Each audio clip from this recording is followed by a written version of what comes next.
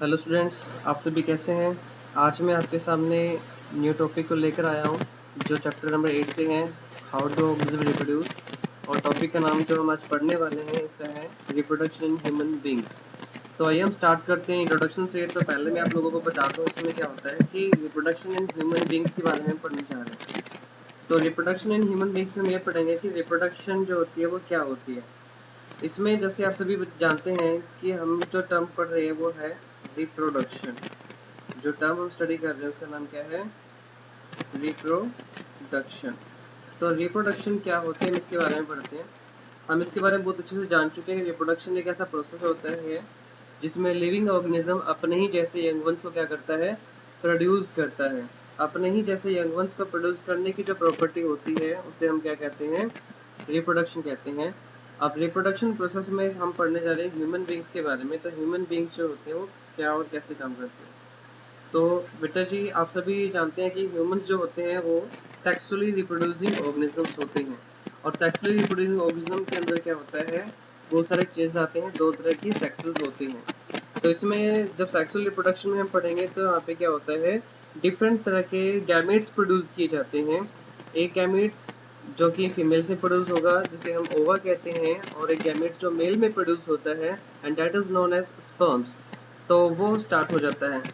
Starting से हम बात करते हैं तो किसी भी ऑर्गेनिज्म का जब बर्थ होता है तो बर्थ होने के बाद से उसमें हम देखते हैं बहुत सारे चेंजेस आते हैं। और ये बहुत सारे चेंजेस जो आ रहे होते हैं वो देखते हैं कि हम समय समय पर क्या करते हैं, बढ़ते रहते हैं। इसमें डिफरेंट तरह के चेंजेस आते हैं हमारे ऑर्गेनिजम्स के अंदर। जैसे कि आप देखते हो हाइट का बढ़ना। तो पहले मैं आपको बता रहा हूँ कि हमारी हाइट की ग्रोथ क्या करती है, इंक्रीज करती है। जैसे आप देखते होगे कि हाइट जो होती है वो इंक्रीज होती है। किसी भी लिविंग ऑर्गेनिज्म की हाइट बढ़ती है, उसका जो है बॉडी वेट बढ़ता है, ठीक है। तो ये सारी चीज़ें जो होती है वो चेंज होती हैं और इम्प्रूव होती है। हाइट का बढ़ना, वेट का बढ़ना, ये क्या कर रही है, चीज़ें इंक्रीज हो रही है। हाइट इंक्रीज हो रही है, वेट क्या होता है वो भी इंक्रीज होता है। तो इस तरह से ये सारी चीज़ें क्या होती हैं हमारे प्रोसेस में, लाइफ में चलते रहते हैं। आपने देखा होगा कि हमारे बचपन में जो होते हैं टीथ आते हैं। क्या होते हैं, मैं बात कर रहा हूँ टीथ की। तो हमारे पास जो टीथ होते हैं बेटा, स्टार्टिंग में जो टीथ आते हैं, और हम दो तरह के टीथ होते हैं, आप सभी जानते होंगे। तो एक जो टीथ होता है वो कहलाता है मिल्क टीथ। क्या कहलाता है, मिल्क टीथ। मिल्क टीथ के बारे में आपको पता होगा कि ये वो टीथ होते हैं जो हमारे पास स्टार्टिंग में आते हैं और बाद में टूट जाते हैं। फिर इनकी जगह जो नए टीथ आते हैं उन्हें हम कहते हैं परमानेंट टीथ। इनकी जगह जो नए टीथ आते हैं उन्हें कहा जाता है परमानेंट टीथ। ओके, तो मैंने अभी आपको बताया कि इन्हें क्या कहते हैं, हम परमानेंट टीथ कहते हैं।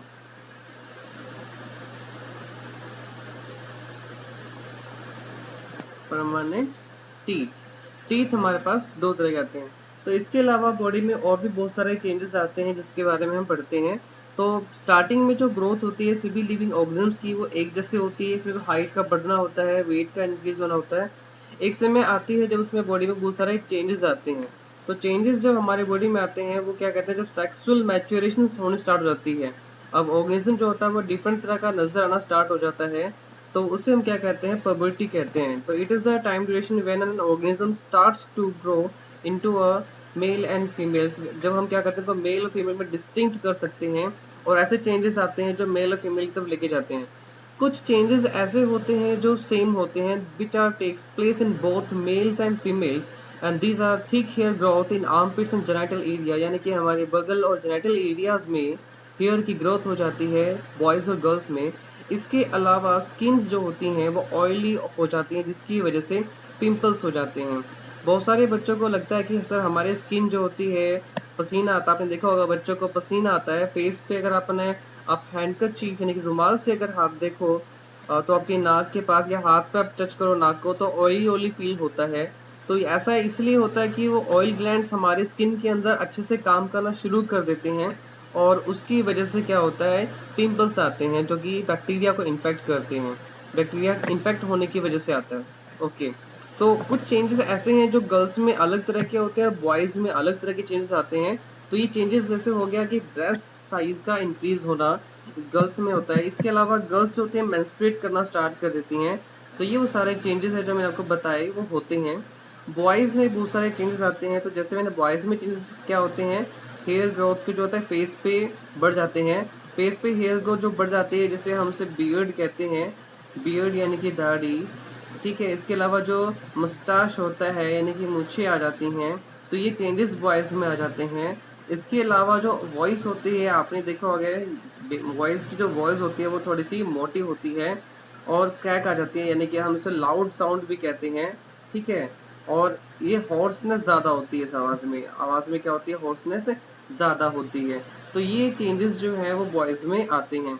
ये सारे चेंजेस जो होते हैं सिग्नल्स करते हैं कि वो सेक्सुअल मैच्योरिटी की तरफ लेकर जाता है और लास्टली एक इंडिविजुअल सेक्सुअली मैच्योर हो जाता है, ठीक है। और इस एज में जो हमारी एज होती है वो लगभग 12, 13, 14 या 15 या 18, 19 तक चलती है। इसीलिए इसी को हम टीन एज भी कहते हैं, जिस दौरान ये चेंजेस आ रही होती हैं। तो आपने अभी पढ़ा कि अ, ओके, तो आपने अभी पढ़ा बेटा टीन एज के बारे में। टीन एज जो होती है इसके बारे में आपने पढ़ा, ठीक है, कि टीन एज क्या होती है। ओके, तो टीन एज के बारे में आपने पढ़ा और ये जाना कि टीन एज क्या होती है। तो आई होप आपको अच्छे से समझ आया होगा। ओके, तो मैं एक बार, ओके, ठीक है। तो टीन एज आपने पढ़ा कि टीन एज क्या होती है। मैंने आपको बताया कि ये ऐसी एज होती है जिसमें ऑर्गेनिज्म जो होता है उसमें बहुत सारे चेंजेस जो आए थे, जिसकी वजह से सेक्सुअल मैच्योर हो जाता है, ठीक है। और ये सभी चेंजेस हमने इसमें पढ़े। तो अब मैं आपको आगे बताने जा रहा हूँ इन सभी चेंजेस के अलावा क्या होता है। ये सारे चेंजेस स्लोली स्लोली आते हैं और वो व्यक्ति फंक्शनली मैच्योर हो जाता है। इसमें गेमेट्स होते हैं वो प्रोड्यूस होने स्टार्ट होते हैं। अब मैंने आपको प्यूबर्टी के बारे में बताया था। प्यूबर्टी क्या होती है, वो एज जब बॉडी जो होती है, जनरली बॉडी ग्रोथ स्टार्ट होती है और रिप्रोडक्टिव टिश्यूज मैच्योर होना स्टार्ट हो जाते हैं, तो उस टाइम को हम क्या कहते हैं, प्यूबर्टी कहते हैं। ओके, तो आपको अच्छे से समझ आ गया होगा। ओके, इसके बाद अब जैसे हम आगे बढ़ने जा रहे हैं, मेल रिप्रोडक्टिव सिस्टम के बारे में पढ़ेंगे कि ह्यूमंस में मेल्स के अंदर कौन कौन से रिप्रोडक्टिव सिस्टम होते हैं। तो मेल में रिप्रोडक्टिव सिस्टम के बारे में अगर हम बात करें तो यहाँ पे वन पेयर ऑफ टेस्टिस होता है। यहाँ पे क्या होता है, वन पेयर ऑफ टेस्टिस। आपको ये टेस्टिस नजर आ रहे हैं यहाँ पे, तो टेस्टिस का एक पेयर होता है ह्यूमन मेल्स के अंदर। और टेस्टिस कहाँ प्रेजेंट होते हैं, टेस्टिस जो होते हैं बेटा ये बॉडी के बाहर प्रेजेंट होते हैं, outside the scrotum, that is the scrotum. आपके सामने नजर जो आ रहा है, ये जो लाइनिंग आपको जो है ये स्क्रोटम है, दिस इज स्क्रोटम, SCROTUM, ये स्क्रोटम है। और स्क्रोटम की से जो ट्यूब, आप ये जो स्क्रोटम के अंदर आपको स्ट्रक्चर नजर आ रहा है, ये वाला स्ट्रक्चर जो है ये टेस्टिस है। और ये पूरा टेस्टिस जो होता है, यही क्या होता है, इसमें गैमेट्स बनते हैं, मेल गैमेट। टेस्टिस से फिर एक ट्यूब जो जा रही होती है, इस ट्यूब को हम कहते हैं वास डिफरेंस। इसका नाम क्या होता है, वास डिफरेंस। ये एक ट्यूब होती है जो कि स्पम्स को फिर आगे कैरी करके लेके जाएगी।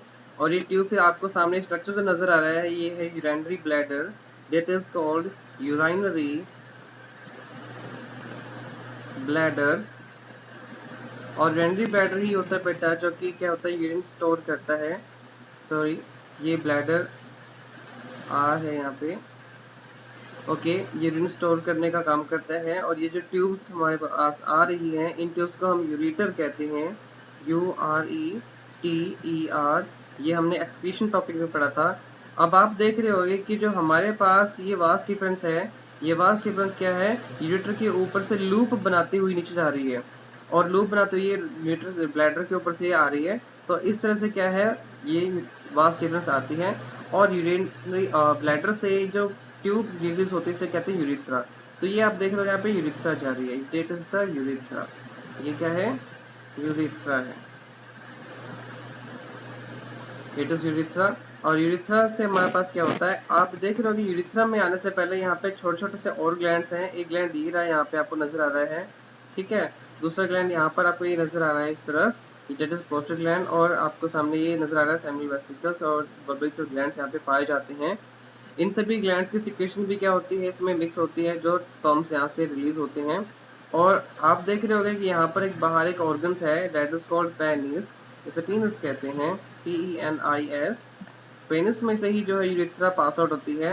मेल्स में क्या होता है, यही एक सिंगल स्ट्रक्चर है, सिंगल ट्यूब स्ट्रक्चर यूरिथ्रा है जो ड्यूल पर्पस करती है। यूरिथ्रा का ड्यूल पर्पस होता है, इसका एक काम तो होता है कि यूरिन को बॉडी से बाहर निकालना, और दूसरा काम इसका होता है स्पर्म्स को इजैकुलेशन करना, इजैकुलेट करने में भी काम करती है। तो इसका ड्यूल फंक्शन है। तो हमने अभी रिप्रोडक्टिव सिस्टम के बारे में पढ़ा मेल्स में कि क्या क्या होता है। इसके बाद में आपको स्क्रोटम जो होते हैं, आपने देखा कि बॉडी से बाहर होते हैं, मैंने बताया स्क्रोटम जो बॉडी से बाहर होते हैं। इसका स्क्रोटम में टेस्टिस का होना का क्या कारण है, क्योंकि स्पर्म्स की फॉर्मेशन के लिए बॉडी से जो है 2 to 3 डिग्री सेल्सियस टेम्परेचर कम होना चाहिए, जिसकी वजह से स्क्रोटम के अंदर बाहर जो है टेस्टिस होते हैं, ताकि वो ऑप्टिमम टेम्परेचर प्रोवाइड कर सकें जो कि स्पर्म की फॉर्मेशन के लिए चाहिए होता है, इसलिए ऐसा ये पाया जाता है। ओके, अब ये स्पर्म का स्ट्रक्चर हम देख रहे हैं। स्पर्म के स्ट्रक्चर में आप देखोगे तो यहाँ पे सामने जो स्ट्रक्चर है, ये ऊपर की तरफ एक स्ट्रक्चर है, इसे हम एक्रोसोम कहते हैं। एक्रोसोम में वो ऐसे एंजाइम्स होते हैं जो कि स्पर्म्स को जब ओव्यूलेशन हो रही होती है तो उस समय हेल्प करता है फर्टिलाइजेशन के लिए, ताकि ये स्पर्म्स जो है पेनिट्रेट करके ओवा के अंदर जा सके। और जो डार्क सर्कल मैंने अभी आपके सामने शो किया है, इसके अंदर जो होता है न्यूक्लियस के अंदर जेनेटिक मटेरियल पाया जाता है। और ये दो चीजें हैं हेड के अंदर पाई जाती हैं, तो एक तो है हमारा न्यूक्लियस जो मैंने अभी बनाया है सामने, और इसके अंदर हमारा जेनेटिक मटेरियल पाया जाता है। ठीक है, मेल्स का जेनेटिक मटेरियल है जो कि इसमें ट्रांसफर होगा फीमेल बॉडी के अंदर। और सामने एक्रोसोम है, एक्रोसोम में वो सारे एंजाइम्स हैं जो कि स्पर्म्स को हेल्प करेंगे पेनिट्रेट करने के लिए बाद में। ये मिडिल पीस है, मिडिल पीस के अंदर हमें माइटोकॉन्ड्रिया होता है जो कि एनर्जी प्रोवाइड करेगा स्पर्म्स की टेल को, ताकि क्या करे हमारी टेल मूव कर सके, ताकि स्पर्म्स की टेल क्या कर सके, मूव कर सके जब वो बॉडी में जा रही होती है। ये था मेल रिप्रोडक्टिव सिस्टम और उसमें स्पर्म्स के बारे में आपको मैंने बताया। अब हम बात करते हैं फीमेल रिप्रोडक्टिव सिस्टम के बारे में। फीमेल रिप्रोडक्टिव सिस्टम में आप देख रहे होंगे कि यहाँ पर क्या है, वन पेयर ऑफ ओवरीज हैं। तो ओवरी कितने हैं, वन पेयर है। एक ओवरी ये यहाँ पर है और दूसरी ओवरी आपको यहाँ पे नजर आ रही है। ये दोनों ओवरी बॉडी के अंदर एब्डोमेन में पाई जाती हैं। The both ovaries are found in abdomen, जैसे मेल्स की तरह बाहर ना होकर बॉडी के अंदर होती हैं। फिर इसके बाद क्या होता है, यहाँ पे ओविडक्ट होती है, ये आपको नजर आ रही है ट्यूब, यहाँ से जा रही है ट्यूब ये, और ये ट्यूब जो है हमारे पास फ्लोपियन ट्यूब कहलाती है। और इसके हम इसी को दूसरा नाम है ओविडक्ट। इसी का दूसरा नाम क्या है, ओविडक्ट, इसी का दूसरा नाम है। ओके, ओविडक्ट इसी फ्लोपियन ट्यूब का दूसरा नाम है। और ये जो स्ट्रक्चर आपको नजर आ रहा है, इस स्ट्रक्चर को हम कहते हैं यूट्रस। यूट्रस वो जगह है जहाँ पे क्या होता है, स्पर्म्स आते हैं और ओवा की मीटिंग होने के बाद, ओवा की और स्पर्म की मीटिंग यहाँ पे फ्लोपियन ट्यूब में होती है, इस जगह पे, जिसे हम एम्पुला कहते हैं। और फ्लोपियन ट्यूब में फर्टिलाइजेशन होती है। फर्टिलाइजेशन के बाद जो जाइगोट होता है वह धीरे धीरे करके जो है नीचे आता है और यूट्रस में इम्प्लांट कर जाता है। ठीक है, तो उस प्रोसेस के बारे में बाद में पढ़ेंगे। तो मैं अभी आपको बता रहा हूँ कि फीमेल रिप्रोडक्टिव सिस्टम के अंदर वन पेयर ओवरीज होती हैं। इसके अंदर ओवरीज वो स्ट्रक्चर है, जैसे मेल्स में जो होते हैं गैमेट्स कहाँ प्रोड्यूस होते हैं, टेस्टिस में। और फीमेल में जो ओवा प्रोड्यूस होता है, ओवा फीमेल गैमेट्स कहते हैं, वो प्रोड्यूस ओवरीज में होता है। ठीक है, और जो हॉर्मोन्स होते हैं, अब ओवरीज के दो काम होते हैं, जैसे कि मेल्स में था। मैं आपको ओवरीज के बारे में बताता हूँ। ओवरीज के दो काम होते हैं, ड्यूल पर्पस होता है। पहला काम होता है ओवा का प्रोडक्शन, ओवा का प्रोडक्शन जो है वो ओवरीज में होता है। सेकंड पर्पस होता है इसका हार्मोन प्रोड्यूस करना, ये हार्मोन प्रोड्यूस करती है। ठीक है, दूसरा काम क्या होता है, हार्मोन का प्रोडक्शन। तो हार्मोन प्रोड्यूस होता है। अब हार्मोन जो प्रोड्यूस होता है उसका नाम है आता है ऑस्ट्रोजन। ऑस्ट्रोजन फीमेल हार्मोन को प्रोड्यूस किया जाता है ओवरीज में। ठीक है, ओके। तो इसके बाद अब हम क्या करेंगे, हम पढ़ते हैं कि ओवरीज जो हमने पढ़ा अभी, ओवरीज से हार्मोन बना और ओवा बनता है। ये ओवा जो होता है फीमेल गैमेट कहलाता है, और ये क्या होता है फिर आगे फेलोपियन ट्यूब से जाता है। ओके, फेलोपियन ट्यूब यहाँ सामने फनल लाइक स्ट्रक्चर है और इससे फेलोपियन ट्यूब में एंटर कर जाता है ओव्यूल। अब क्या होता है, जो ओविडक्ट होती हैं फिर वो बैग में जाती हैं, जिसे हम यूट्रस कहते हैं, आपको बता चुका हूँ। यूट्रस के बाद आपको यहाँ पे सर्विक्स नजर आ रहा है, सर्विक्स के बाद वेजिना है। ओके, वेजिना क्या है, ओपनिंग है यूट्रस की। अब साथ में आप यहाँ पे जाइगोट दिख रहे हो, फीमेल गैमीट देख रहे हो, जिसे हम क्या कहते हैं, ओवम कहते हैं। इसके बाद ये स्ट्रक्चर आपको बता चुके हैं। इस स्ट्रक्चर में क्या आपने देखा कि ओवरीज हैं, ये एक ओवरी है, और एक ओवरी ये है। अब हर बॉडी में कितनी ओवरीज होती हैं? 1 पेयर ऑफ ओवरीज होती हैं। दोनों ओवरी से फिर क्या है कनेक्टेड, उसके आसपास क्या है? ये फ्लोपियन ट्यूब है और ये ओवर रिसीव करती हैं। तो ओवरी से ओवर रिसीव कौन करता है? Fallopian tube. और ये ओवर कहाँ जाता है? फ्लोपियन ट्यूब में जाता है। फ्लोपियन ट्यूब में ही फर्टिलाइजेशन होती है। फर्टिलाइजेशन फ्लोपियन ट्यूब में होती है। ठीक है। फिर उसके बाद ये अगर फर्टिलाइजेशन हो जाती है तो क्या होगा? ये फ्लोपियन ट्यूब के अंत से जाइगोट आगे मूव करता है यूट्रस की तरफ। ये आपको बैग लाइक स्ट्रक्चर जो है, हम इसको यूट्रस कहते हैं। इसकी इन्वर्टेड पियर लाइक शेप होती है। इन्वर्टेड पियर जैसे कि क्या होती है? शेप होती है। ओके। और इसमें आपको फिर क्या है? ये यहाँ पे सर्विक्स नजर आ रहा है और ये नीचे जो है वेजिना है और ये ओपनिंग होती है यूट्रस की। इसके बाद अब हम बात करते हैं आगे की बात कि फर्टिलाइजेशन ह्यूमन बींग्स में कैसे होती है। सेक्सुअल इंटरकोर्स होने के बाद स्पर्म्स जो होते हैं मेल के द्वारा एंटर किए जाते हैं वेजिना में, फीमेल में, और स्पर्म्स पहुंच जाते हैं ओविडक्ट में। मैंने बताया आपको कि स्पर्म्स कहाँ पहुंच जाते हैं? ओविडक्ट में। तो वेजिना के थ्रू होते हुए स्पर्म्स क्या करते हैं? आगे पास होते जाएंगे। इस तरह से स्पर्म्स आगे जाते रहेंगे और स्पर्म्स जो होते हैं उनका अमाउंट मिलियंस में होता है। स्पर्म्स का अमाउंट मिलियंस में होता है। दोनों तरफ स्पर्म्स जाएंगे। अब जाइगोट जो होता है वो किसी एक ओवरी से प्रोड्यूस होगा, क्योंकि ओवरी दो है। एक ओवरी ये है और सेकंड ओवरी ये हो गई। तो हमारे पास मैं बता रहा हूँ ये जो ओवरी से ओवा प्रोड्यूस होता है वो 1 बाय 1 होता है। अगर इस बार ये वाली फर्स्ट ओवरी ने ओवा प्रोड्यूस किया है तो सेकंड टाइम ओवा जो प्रोड्यूस किया जाएगा वो सेकंड ओवरी के द्वारा किया जाएगा। दोनों ओवरीज कभी भी एक साथ ओवा प्रोड्यूस नहीं करती हैं। ओवा जो प्रोड्यूस होगा तो क्या होता है? यहाँ से जाते हुए यहाँ पर पहुंचेगा फ्लोपियन ट्यूब में और इसी जगह पे स्पर्म्स भी पहुंच जाते हैं। तो स्पर्म्स जो यहाँ पर पहुंचेगा तो यहाँ पर पहुंचने के बाद क्या हो जाएगी? फर्टिलाइजेशन हो जाएगी और जाइगोट की फॉर्मेशन हो जाएगी। फिर ये जाइगोट धीरे धीरे करके यूट्रस की तरफ जाता है। यूट्रस में आपको ये लाइनिंग बनी नजर आ रही है। यही लाइनिंग जो होती है एंडोमेट्रियम लाइनिंग कहलाती है। सबसे इनर मोस्ट लाइनिंग होती है यूट्रस की और इस लाइनिंग में यहाँ पे क्या होता है? जाइगोट आके एम्बेडेड हो जाता है और वो एंटर कर जाता है यूट्रस बॉडी में। और इस तरह से एंटर करने के बाद क्या होता है? ये पूरी तरह से यूट्राइन टिश्यू जो एंडोमेट्रियम उसके द्वारा कवर हो जाता है। कवर होने के बाद इसकी फिर आगे डेवलपमेंट स्टार्ट होती है। अब यहीं पे एम्ब्रियो और बाकी फर्दर डेवलपमेंट स्टार्ट हो जाएगी। ठीक है। तो इस तरह से डेवलपमेंट प्रोसेस चलता है। तो मैं आपको स्ट्रक्चर भी दिखा देता हूँ कि ये होता कैसे है। ठीक है। तो अभी आप देखेंगे कि ये हमारे पास स्ट्रक्चर है। तो आप देखिए फर्स्ट फिगर में आपको नजर आ रहा है कि ओवरी से ओवा प्रोड्यूस हुआ और ये ओवा कहाँ जा रहा है? आगे जा रहा है फैलोपियन ट्यूब में। फिर ये जाइगोट देखो ये इस जगह पे क्या हो गई? फर्टिलाइजेशन हो गई। यहाँ पर क्या होगी? फर्टिलाइजेशन हो गई। फर्टिलाइजेशन तभी होती है जब स्पर्म्स और ओवा दोनों फैलोपियन ट्यूब में अवेलेबल होते हैं। मान लो अगर स्पर्म्स आ गए और ओवा अवेलेबल नहीं है तो भी फर्टिलाइजेशन नहीं हो पाएगी। ओवा आ गया स्पर्म नहीं है तो भी फर्टिलाइजेशन नहीं हो सकती। तो दोनों का एक साथ यहाँ पे आना जरूरी होता है तभी फर्टिलाइजेशन होगी। फर्टिलाइजेशन होने के बाद ये जाइगोट बन चुका है। अब जाइगोट आगे डिवाइड होते होते क्या करेगा? फ्लोपियन ट्यूब से आगे जाते हुए और ये एंडोमेट्रियल लाइनिंग पहुंच गया है। और एंडोमेट्रियल लाइनिंग पहुंचने के बाद अब ये क्या कर गया? देखो ये यहाँ पर इम्प्लांट कर गया है यूट्रस में और इस प्रोसेस को इम्प्लांटेशन कहते हैं। क्या कहते हैं इसको?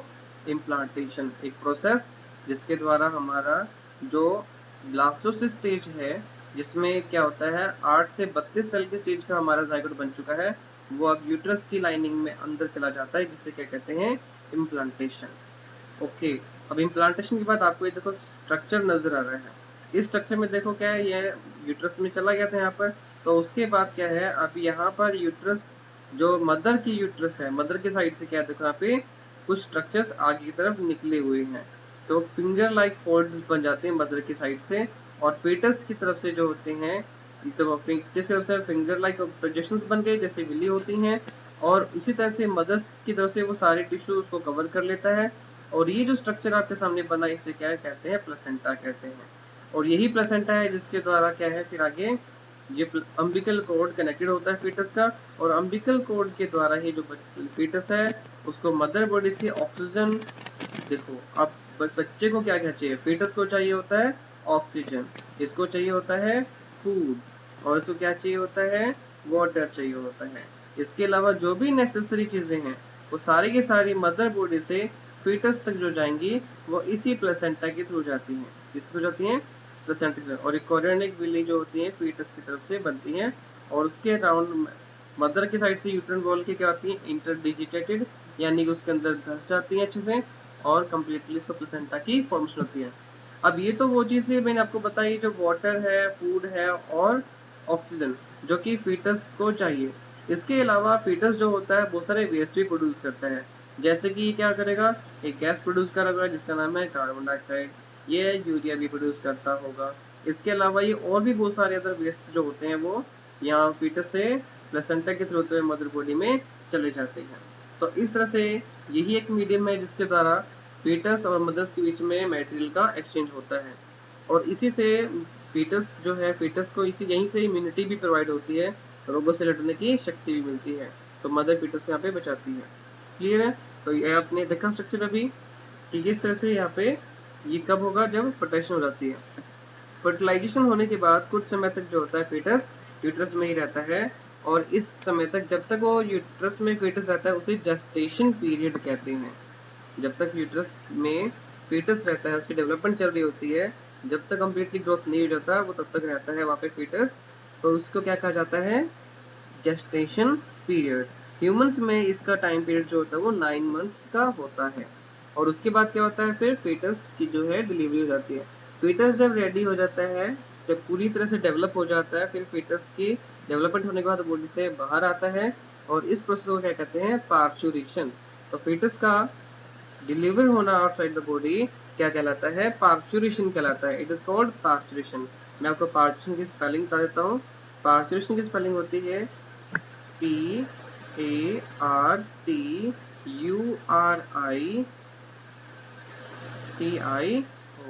पार्चुरेशन। ठीक है, तो आपको अच्छे से समझ आ गया होगा। ये तो तब था जब फर्टिलाइजेशन हो जाती है। अब फर्टिलाइजेशन जब नहीं होती है तब क्या होता है, देखो मैं अभी आपको बताता हूँ, जब फर्टिलाइजेशन नहीं होती तो क्या होता है। अभी हमने एक स्ट्रक्चर फिगर्स के बारे में पढ़ा था, मैं उसके बारे में आपको दोबारा बता देता हूँ। ये रहा स्ट्रक्चर वो जिसके बारे में पढ़ने वाले हैं।